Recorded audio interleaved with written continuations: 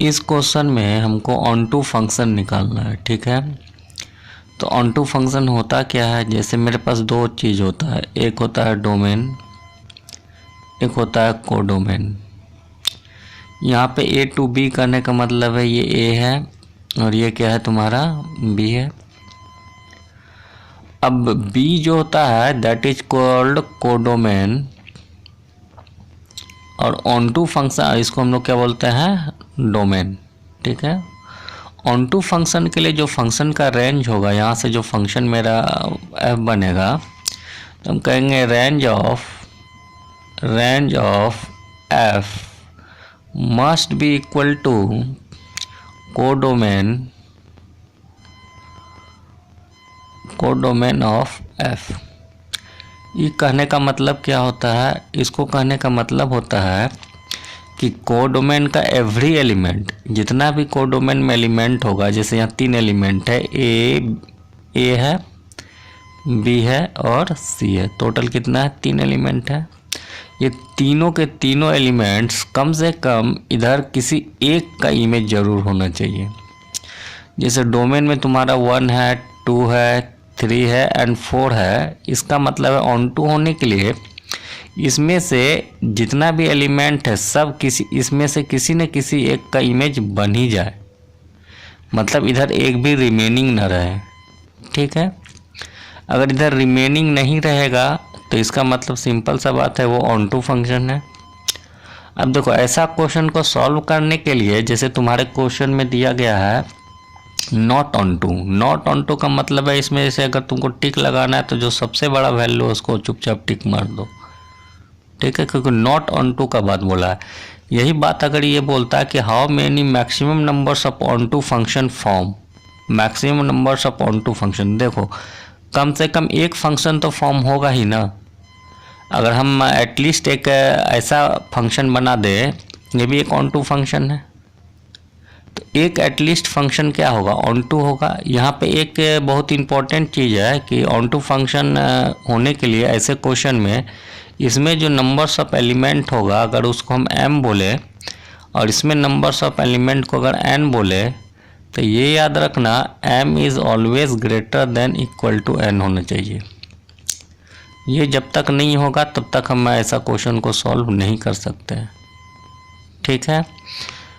अगर n का संख्या बहुत ज़्यादा होगा तो क्या होगा, बहुत ज़्यादा होगा, जैसे यहाँ 5 रहता, A B C D E रहता तो एक न एक लीव हो जाता, और एक भी लीव हो जाता है तो वो इनटू फंक्शन बन जाएगा, ऑन टू फंक्शन नहीं रहेगा, ठीक है। तो देखो ऐसा क्वेश्चन को सॉल्व करने के लिए तुम एक फार्मूला डायरेक्ट याद रखो, numbers of maximum onto function. इसके लिए जो फार्मूला बनता है वो फार्मूला होता है n summation r equal to 1 -1 पे power n minus r n C r और r पे पावर m, ठीक है। जहाँ पे r तो यहाँ पे वेरिएबल है, ठीक है। n तुम्हारा क्या है numbers of element in codomain, m क्या है numbers of element in domain, ठीक है। तो इस क्वेश्चन में m का वैल्यू जो हमको है, m का वैल्यू है 4 और n का वैल्यू जो है वो कितना है 3 है, ठीक है। अब इस दोनों वैल्यू को लेके इस क्वेश्चन को आराम से सॉल्व करना है। तो जैसे n का वैल्यू हम 3 बैठाएंगे तो ये सिंपल बनेगा summation of r equal to 1 से 3 -1 पे पावर 3 माइनस r और n का वैल्यू 3 सी r और r देखो r पे पावर क्या आएगा m, तो m का वैल्यू कितना है यहाँ पे 4, तो r पे पावर 4। अब r का वैल्यू जब 1 रखेंगे तो क्या हो जाएगा, 1 जब सोचेंगे तो ये बन जाएगा -1 पे पावर 3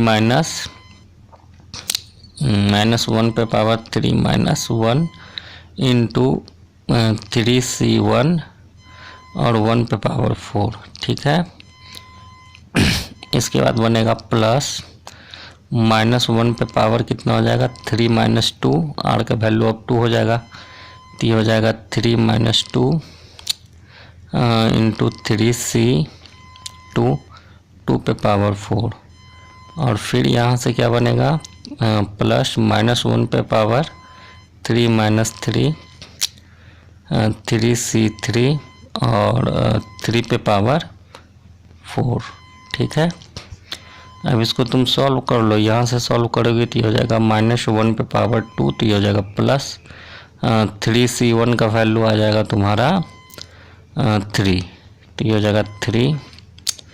फिर देखो -1 पे पावर -1 होगा तो ये हो जाएगा -1 पे पावर 1 होगा तो ये -1 रह जाएगा माइनस। अब देखो ये 3c2 का वैल्यू भी 3 होगा, 3 इंटू 2 पे पावर 4 का वैल्यू 16 और -1 पे पावर 0 का मतलब है प्लस हो गया, 3c3 का वैल्यू 1 हो गया तो 1 इंटू 3 पे पावर 4 का वैल्यू हो गया 81। तो यहाँ से वैल्यू तुम्हारा आ गया 3 4 क्या हो गया 48 प्लस 81 और ये हो गया 3, ये माइनस हो जाएगा, ये 84 माइनस 48 ये आ गया तुम्हारा 36। तो 36 जो होगा ये मैक्सिमम नंबर्स ऑफ फंक्शन होगा, maximum numbers of on to